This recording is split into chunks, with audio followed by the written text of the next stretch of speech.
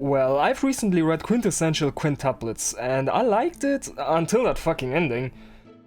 Yeah, that sucked. It is a harem show, and that of course leads to intense wars. Who is best girl? Who fits the MC the best? Who is the Nino?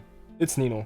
You've read the title. The story follows Futaro Uesugi, who is the #1 student of his school, but he is broke. His dad finds a job for him, but there's a catch. He has to teach 5 siblings, and of course they're all attractive females that go to the same school. Now, before I get into why Nino is the best, let's be shallow for a second. One reason for the Nino supremacy is the fact that she is the hottest. No competition. The other girls are fine, but come on. Itsuki is basic and has these 3rd grader hairpins. Yotsuba has a terrible hairstyle and the ribbon is too childish. Already back in 2007, Neku's headphones were cringe, so sorry Miku, but no. And Ichika, okay, she's pretty hot. With Nino, everything fits. Body type, outfits, hairstyle. Absolutely based queen. In the early parts of the story, Nino is somewhat of the villain since she rejects Futaro the most and even comes into conflict with her sisters. But it's understandable. This random guy comes into their private life and changes it. She fills the mother role, so it's believable that she doesn't want to accept him. That immediately made her appealing to me. I always prefer the villains, assholes, psychopaths, so she caught my attention from the very beginning. The whole Kintaro plotline was kinda stupid, but it showed her sweet side, making her somewhat redeemable in the eyes of the normies. Eventually, she finds out that Kintaro was Futaro all along, and from that point onward she starts developing feelings for him. I heard her being called a tsundere and I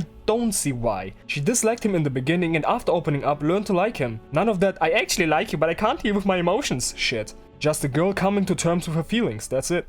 There are many tropes in romance that I really dislike. One of those is characters not talking about their feelings. Of course, on one side it's understandable. As a teenager that sort of stuff is new and complicated. I get it, but that makes characters that do have the balls to confess all the more impressive. So, in chapter 59, shortly after Nino comes to terms with her feelings internally, she confesses to Futaro and I flew off my chair when I read that. It was so refreshing after having Miko fall in love around chapter 5 and not confessing until the very end. I already had so much respect for Nino at this point, but that was nothing. The next chapter she confronts Futaro, who hasn't reacted to her confession, and of course he didn't hear her because they were on a bike.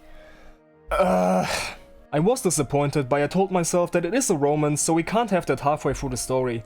Guess I'll have to wait. But then Nino whipped out her giant futa cock and slapped me across the face for underestimating her. Instead of giving up, she goes back and tells him straight up, "I love you." Last chapter I already flew off my chair. This time I fucking transcended. Like, is that legal? Is a love interest allowed to have so much power? Holy shit, girl. While I was happy, I started feeling a little conflicted. How does this influence her chances of being the winner in the end? On one side, being the first one to confess isn't a good sign, but on the other hand, as an author, you have to reward such a giga chat move, right?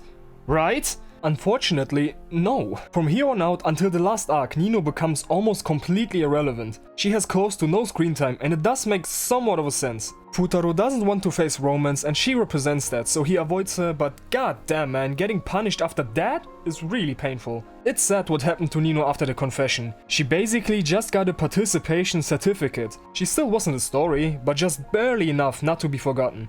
In the last arc, all the girls get a 2-chapter long side story and Nino makes up with her father and shortly after, of course, gets rejected in the finale. In a story with several love interests, only one can win. So it's really important that the other girls still have found some sort of happiness, be it through a job, friends or a different lover. Otherwise it would feel really shitty for the fans of the girls that lost. Oregaru did that perfectly. And this manga, Yotsuba won, and so the other 4 girls need to find happiness another way, and the author chose the way of jobs. Now with Ichika, it works. Her acting career has been set up since the very beginning and has constantly been progressing, so it's fine. With Itsuki, the teacher thing was barely okay. Same with Miku. In Nino's case, it didn't work. She is constantly bitter even 5 years later and she doesn't really chase anything. It is said she wants to own a restaurant, which she kinda does together with Miku, but it doesn't really feel like it helped her in any way. It doesn't feel justified either. It's been introduced way too late and hasn't been given enough focus. Just a half-assed way to please the Nino fans. Also, at the end you have the thing with the sisters dressing up the same as a final test, and in concept that's a cool idea, but it just felt weird, because it tells me most likely none of the other 4 girls had any romantic relationships in the last 5 years. While that isn't necessary to living a happy life, it does give off a very strange vibe coming from a romance manga, and that's Nino's character. I cannot believe she got handled like that after doing the coolest thing a character could have done in her situation. I know it's completely biased, but I do feel like she would have made for a great winner. She tried her hardest the entire time and just got cucked by Futaro's fear of romance. Was she a bit too aggressive in the second half? I don't know, maybe? I liked it. I can't stand characters like Hinata from Naruto who don't act and wait for the plot to focus on them. I think it's attractive when a girl goes for what she wants, but that's just me. I'm just so tired of my favorite girls losing. I can count my girls winning off of one hand. Why does everybody, including authors, like the generic nice girls so much? God damn it. Well, no use being bitter about it. At least she has a lot of fans in the community. Yeah, that's it. So what is the lesson of this video? Do yourself a favor and check out the Quintuplets dojins. That shit is a goldmine.